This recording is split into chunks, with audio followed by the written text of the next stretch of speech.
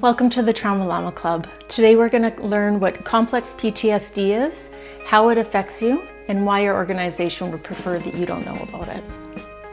Join us, your TLC adventure starts now.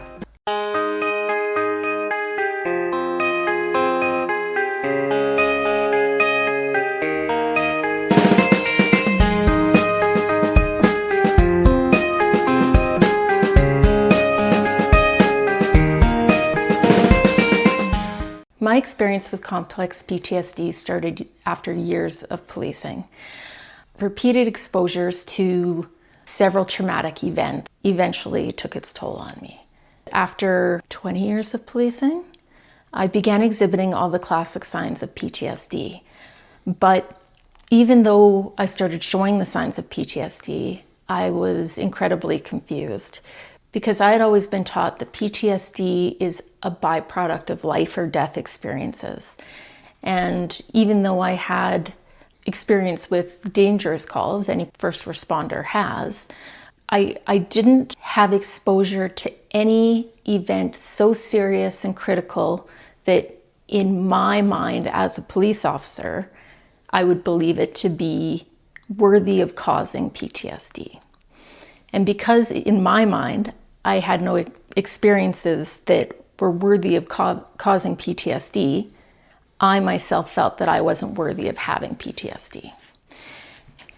So when I got my diagnosis, it really made me feel like I was weaker or lesser than my coworkers, because how could I get PTSD from everyday calls for service? After my PTSD diagnosis, which I was not surprised to get because I saw the signs and the symptoms of it, but I was surprised as to why I would have PTSD.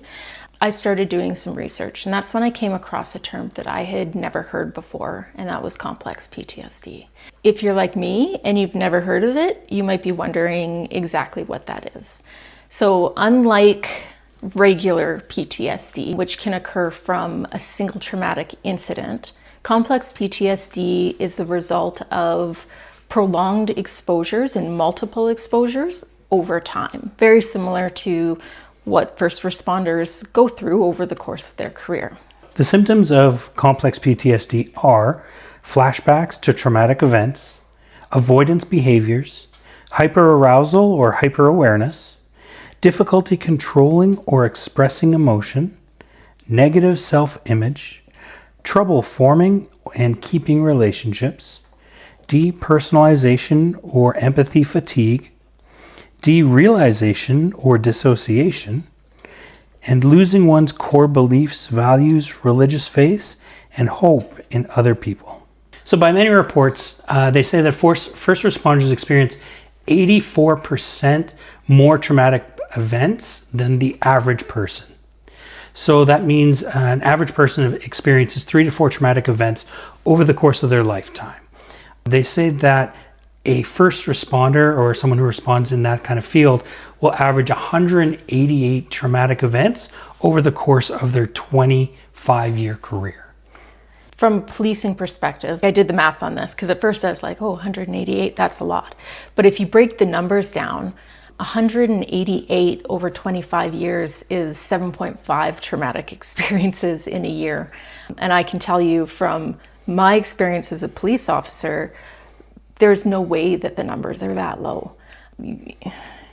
Especially in today's day and age and what is happening out on the streets. With the level of violence that police are responding to and having to prioritize as calls for service, I wouldn't be surprised if it was 7.5 in a week, to be honest, that were traumatizing calls at this point, let alone 7.5 in a month. Yeah, just speaking from a fire perspective and knowing a lot of friends who work on an ambulance, things like that, 7.5 in a year sounds really, really low. You deal with a lot of the violence. We deal with a lot of the other stuff. Not to say that you don't, no. But the opioid issues that are going around the world, just regular accidents, regular fires, like medical calls, all the medical calls that we deal with, the amount of times that we're doing Narcan and CPR, 7.5 a year seems to me really, really low. Yeah, 100%. And honestly, there's part of me that wonders if they got those stats from first responders. Because honestly, my opinion is that we become incredibly desensitized to what even constitutes a trauma. Like when I started, now we're what, two years in? 3? I don't even know anymore. I don't know if it's 2 or 3 years since my diagnosis with PTSD. Anyways, after several years of working with my therapist, and a call for service comes to mind, and I bring that up and we start talking about it. And it's been 2-3 years. And she's like, you've never mentioned this before. And my reaction to that is, well, it's just what came to mind, but it's not even a traumatic event. And I still need to be told what is and isn't a traumatic event, because to me, it's not even worth bringing up, talking about, because it's just a regular call for service. I mean, it happened more times than I could count throughout my career. And here I'm being told, well, like, that's a major traumatic experience. So the desensitivity that we go through, having been exposed to trauma after trauma after trauma, means that we're not even identifying major trauma anymore as traumas. No, I think a lot of the culture, especially in emergency services, is what they call that black humor. You kind of are able to kind of work through something using a little bit of dark humor. You use it within the hall, within your group. I'm sure police do the same. Is it dealing with it? No. No? Is it kind of giving your brain a way to kind of put it aside and put it away and you don't really think about it? Maybe. But I think because of that, because of just that feeling of not wanting to be vulnerable, people won't respond or report an event as being traumatic.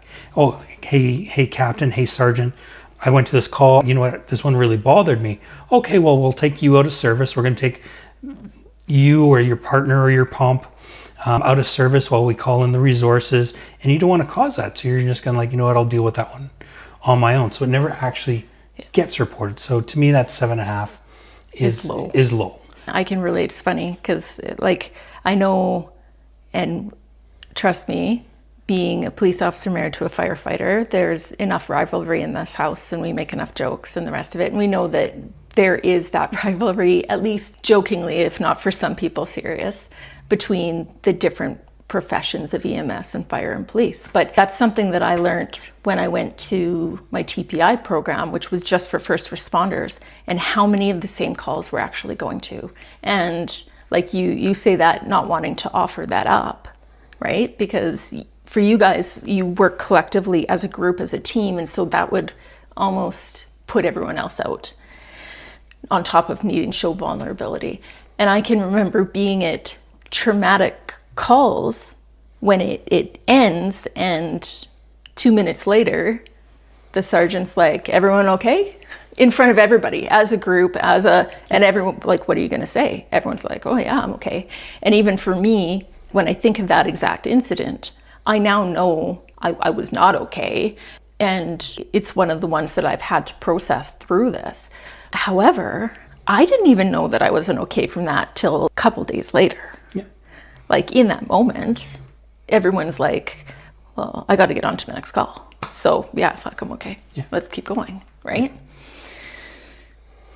It's not to say, now don't get me wrong, it's not to say that black humor, that dark humor doesn't have a place. But you still have to process it. Maybe that will get you through this small period of time, but I think there still needs to be a processing time. And whether that's with your spouse, whether that's with your therapist, whether that's with whoever, it does have its place to try and keep you together for your shift in most cases. Yeah. Most cases. But there still needs to be a processing to that one at the end of it. When it came to complex PTSD and the symptomology, I checked every single box. But it still took me years of working with therapists and learning about complex PTSD to even feel worthy of a diagnosis. And that's why this is something that is so important to me, because I really feel like as first responders, this isn't something that we're educated on. And I know a lot of people might think, well, complex PTSD and PTSD, the symptomology is the same. So what's the big deal? Why wouldn't you recognize it?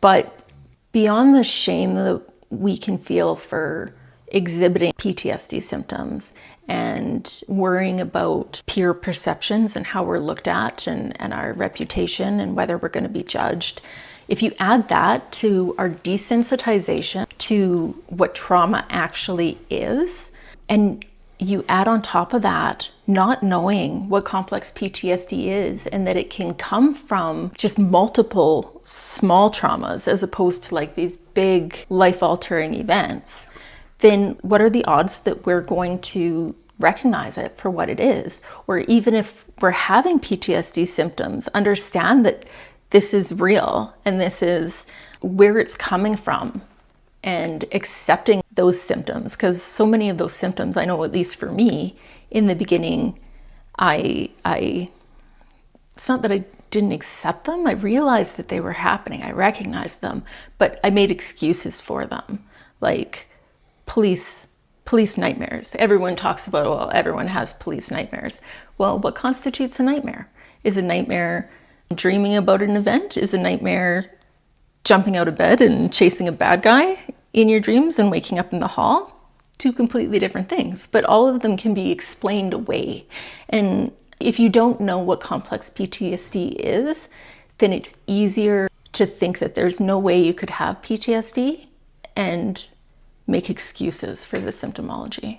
So talk about like that's kind of why we started this channel, and it's the fact that you were searching for something to I have PTSD, like I'm pretty sure I do, but it doesn't follow the right patterns. I don't know what it is. I need to know why. And you need to know why. Yeah. And then we have a couple of friends who also have PTSD, and they kind of helped. Your therapist helped. But then what happened is that trickled down. Now you have people calling you. Hey, I know you're dealing with this. What did you feel? What did you experience? And because mine doesn't feel right for what they're telling me. And that's kind of what the whole channel is about, is to understand and share that information so it trickles down, right? We just want the information to trickle down so more people have that idea of what are the differences and why are we feeling this way. Well, and part of that too is, I guess it's wishful thinking. Like if you could go back in time, I often think about if and maybe I still would have tried to delude myself and explain it all the way, right? Because you don't want it to be happening to you and whatnot. But in a perfect world, when I think about it, I think about if I knew it existed sooner, if I knew the signs of it sooner, would I have recognized it for what it was? Would I have accepted it sooner and gotten help sooner, instead of there were signs and symptoms within my first 5 years of policing. Yeah. And I got diagnosed at 20 years of policing. So now you've got 15 years of complex PTSD that is just layered and layered and layered on top of each other. Would it have been this bad if I had caught it earlier? For people considering a job as a first responder, for people who are starting out in their careers as first responders, for the people who are at 5, 10, 15, whatever years. Any years, right? It's better to catch it and to acknowledge it and to deal with it, because the more you try to bury it, and I'm speaking from personal experience and the experience of multiple other first responders, eventually your body isn't going to let you do it anymore. And the physiological symptoms will take over, and that's when I ran out of gas. That's when I stopped. And there's no control over the physiological symptoms. They just are what they are. Yep. So I want people to be able to recognize it for what it is. The sooner, the better. And to be able to put in any precaution as they go, whether that's a weekly check-in with a therapist or a monthly check-in with a therapist from the beginning of their career, to go through and process as they happen to you. I don't know if that would fix it, but I have to think it would be better than just bottling them up for 20 years. Always. Always. Surveys have said that almost half of active duty police officers, so 47% of active duty police officers, screened for PTSD. Now, it's a staggering number. But when you break that down even more, they say that 29% of those police officers fell in the moderate to severe range of anxiety. And 39% of them fell in that moderate to very severe range of depression, which are staggering numbers to really think about. As any first responder, fire, police, EMS, we go to the same calls. There's very few calls that we go to. We're not all there. We're not all there. If you're there first, you're calling for us in EMS. If we're there, we're probably calling for you. So we go to the same calls, especially those traumatic events. So we're going to bet that those numbers probably ring true, very similar for police and EMS on a range. Yeah. Yeah. And something I think that's important to point out is that 47%, that number, is 47% of active duty members. So not members who have gone off on stress leave, who've recognized, hey, I've got PTSD, I need help. These are members who are currently working and on the job that are hitting these stats and exhibiting these numbers. So then you have to think about that. From the person who has PTSD, who's on the outside of this, you look at it and you go, first responders are the ones who are going to be exposed to the most traumas. First responders are the ones then most likely to get complex PTSD. So why are we not educating first responders on what complex PTSD is? And I think the unfortunate answer to that from an organizational perspective is if 47% of your members are actively working on duty in a severe range of complex PTSD, moderate to severe, if they all go off and seek help, who's taking the calls for the safety of the community? What happens if you lose virtually 50% of your employees? On the flip side of that, from somebody who is living with complex PTSD, I know how it affects every facet of your life and every facet of the lives of those who are closest to you. And because of that, I think it's time that we start talking about it. It's time we start talking about it. I think it's also time we be proactive in our own health. Most organizations out there, police, fire, EMS, whether you work for county, city, state, whatever, they're going to have supports. It's time to use those supports. And the more we actually get out there and use what's available, then the organizations will say, hey, this is being used more and more often. Maybe we need to put more funding into it and we'll get those better supports. But we are our own worst enemy by keeping quiet, by not reaching out. If we're reaching out, if we're using what's available to us and we're using it up and now we're asking for more, the organization only has one choice: to actually try and start to provide more. I think we have to be our own advocates. Yeah, and I think a big part of that is what we're trying to do here, and that's talking about it, lessening the stigma so that there isn't judgment. Going and dealing with these things early and on a regular basis. We go for physical checkups, but how often do you go for a mental checkup unless everything is falling apart, right? It's just not the norm, at least in our generation. And I think if we start being more proactive with it, people are going to get the help they need sooner.